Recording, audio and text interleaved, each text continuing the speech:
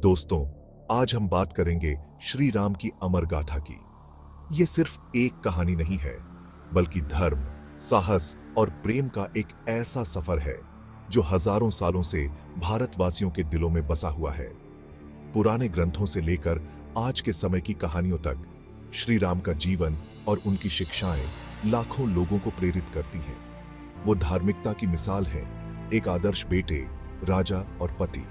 उनका जीवन हमें जिंदगी की मुश्किलों का सामना धैर्य और ईमानदारी से करने का तरीका सिखाता है।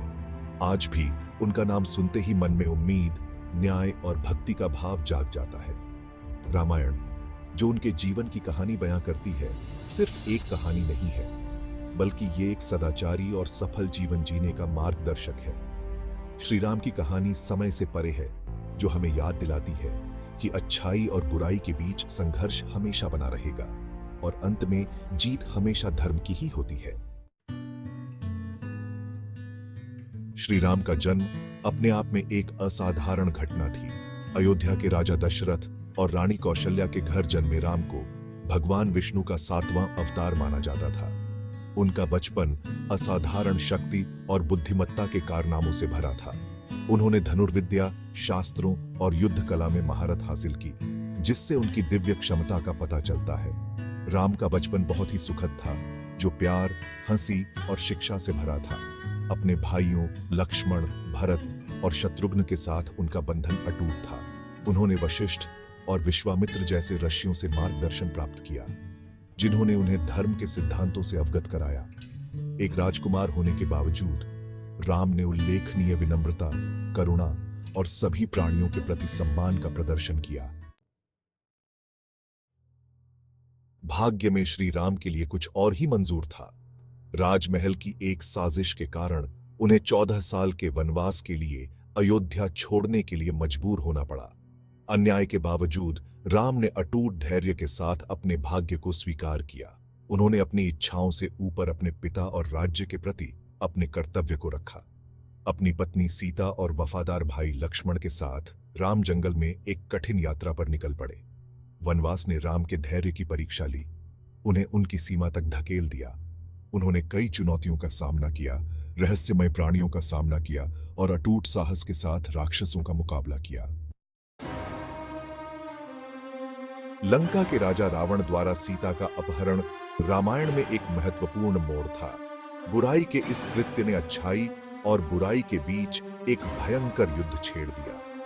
धर्मी योद्धा राम ने अपनी प्रियसी को छुड़ाने और धर्म की स्थापना का संकल्प लिया। उन्होंने वीर हनुमान के नेतृत्व में वानरों और भालुओं की एक सेना इकट्ठा की। आगामी युद्ध बहुत बड़ा था। राम का अटूट साहस, रणनीतिक प्रतिभा और धर्म में अटूट विश्वास सब पर छा गया। उन्होंने एक पौराणिक द्वंद्व युद्ध में 10 सिर वाले राक्षस राजा रावण का सामना किया। एक भयंकर युद्ध के बाद राम ने रावण का वध करके और सीता को बचाकर विजय प्राप्त की। रावण को हराने के बाद श्री राम सीता और लक्ष्मण के साथ अयोध्या लौट आए। उनके आगमन ने उनके वनवास की समाप्ति और रामराज्य की शुरुआत का प्रतीक था, जो शांति, समृद्धि और न्याय का युग था।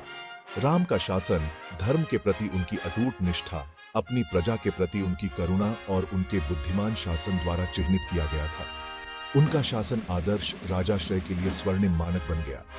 राम की कहानी आशा की किरण बन गई। यह दर्शाती है कि सच्चाई और धार्मिकता की अंततः जीत होती है। रामायण बुराई पर अच्छाई की जीत का जश्न मनाती है, जो हमें याद दिलाती है कि विपत्ति के सामने भी धर्म की हमेशा विजय होगी।